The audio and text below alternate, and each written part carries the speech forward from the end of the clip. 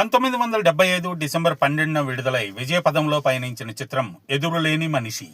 నటరత్న ఎన్టీఆర్, కళాభినేత్రి వాణిశ్రీ జంటగా ప్రముఖ దర్శకుడు కె బాపయ్య ఈ సినిమాని తెరకెక్కించారు. వైజయంతి మూవీస్ పతాకంపై సి అశ్వినీదత్ నిర్మించిన మొదటి చిత్రం ఇదే కావటం విశేషం. అప్పట్లో ఎదురులేని మనిషి ఎక్కడెక్కడ విడుదలైంది, ఎక్కడెక్కడ శతదినోత్సవం జరుపుకుందో ఈ వీడియోలో చూద్దాం. ముందుగా రిలీజ్ సెంటర్స్ డీటెయిల్స్లకు వెళితే Vijayawada Apsara cinema house, Venkateswara. Guntur Krishnamahal, Alankar theatre. Visakhapatnam Alankar theatre, Jyothi theatre. Rajahmundry Kumari picture palace, Apsara theatre. Kakinada Devi, Vijay talkies. Nellore Kanakamahal. Tenali Alankar talkies, Swaraj talkies. Eluru Sri Ramamahal. Bhimavaram Padmasri picture palace. Machilipatnam Nataraj picture palace. Gudivada Neelamahal. Tanuku Narendra Chitramandir. Ongole Sriram picture palace. Tadepalligudem Venkatarama talkies. Vizianagaram Sri Krishna cinema.